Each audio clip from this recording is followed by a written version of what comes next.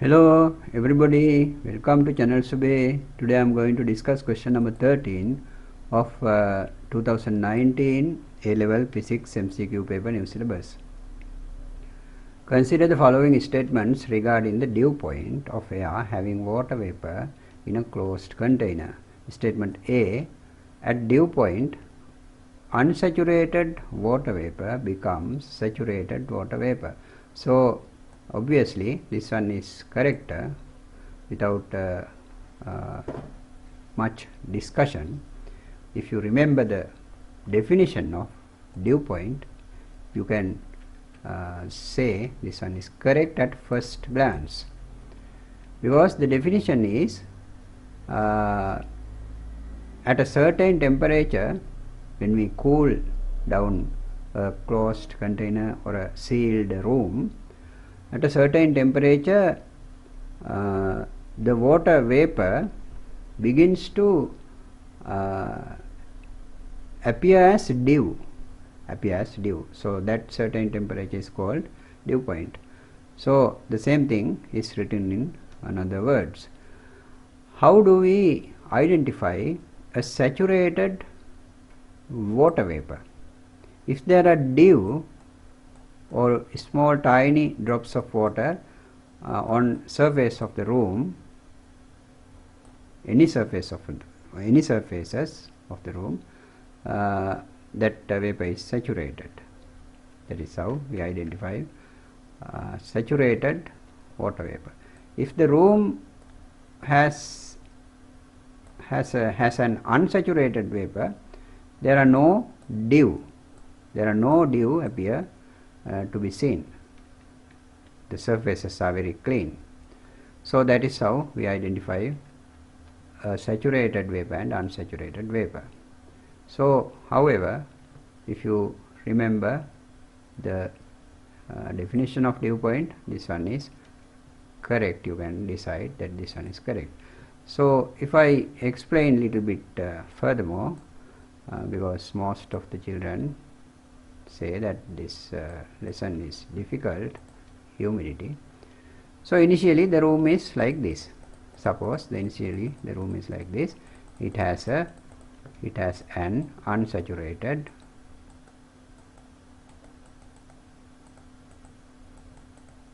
water vapor, unsaturated. So say the temperature is 30 degrees of centigrade. So if we unsaturated means we don't see any droplets of water in liquid form, or dew in single word, no dew. You don't see any dew, no dew. Therefore we know unsaturated. Then we cool gradually the room or the container. We cool it very gradually. Then what happens? There is a time, there is a temperature. We can observe droplets, very tiny droplets. They are called dew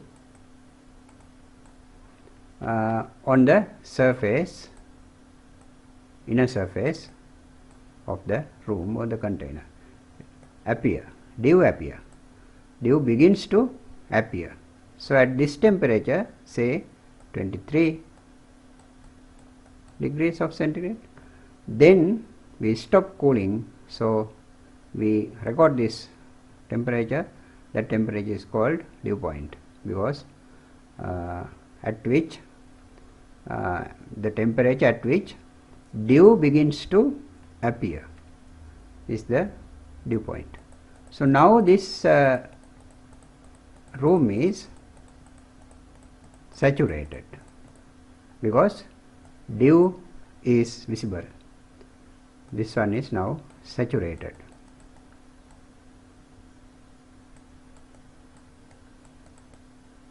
This air is saturated of water vapor. So in this statement A, at dew point unsaturated water vapor becomes saturated water vapor. So that is what has happened.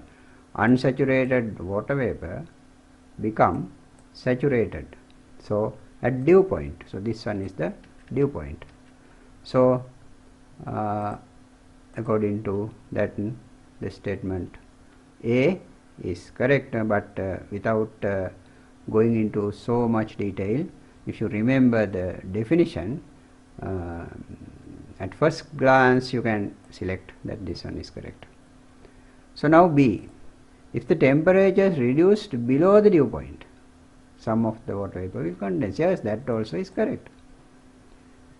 If you furthermore decrease the temperature, cooling is done furthermore. So what happens? Already there's dew.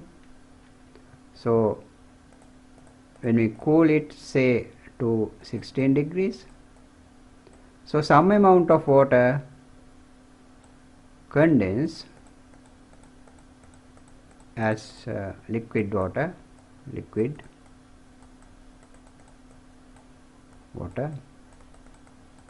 condense. So that is what we can observe if you cool furthermore, because already it is saturated. So here also saturated, but the excess amount of vapor condensed into liquid form, so we can say water in liquid form. So that is correct, but that is correct. You can see this practically in air-conditioned buildings. There is a big box outside of the building, you must have seen, with a big fan. If the room is air conditioned, there is a radiator. This one is called radiator. So there is a pipe, output pipe. So from that pipe, water drops coming out. You can see the ground also wet. So that is the condensed water. And not only you can see this in air conditioned buildings, even air conditioned vehicles. Suppose there is a vehicle, engine running, air conditioner is on state.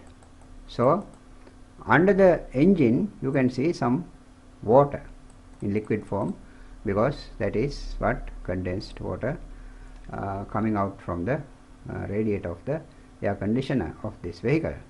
So that is this liquid water. So practically you can see this where air conditioner is available.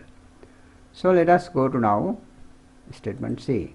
At dew point, if the volume of the container is reduced, now they don't change the temperature, what they do is changing the volume, the absolute humidity of air will decrease. What is absolute humidity? Absolute humidity is just density of vapor. That means mass divided by volume. So suppose this room has 1 cubic meter of volume.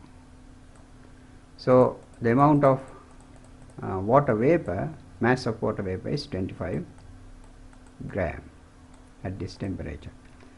So what we do is,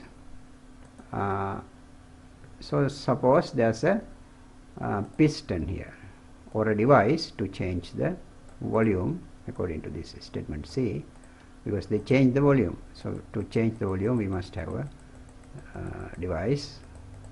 So what we do, we decrease the volume to half of initial value. Say this one is the half. So we decreased the volume to half. Now the volume is half cubic meter. Now the volume is half cubic meter. So what happens to the vapor? The vapor has to take place. All these vapors has not enough room here because half of cubic meter is available. So one half of this vapor,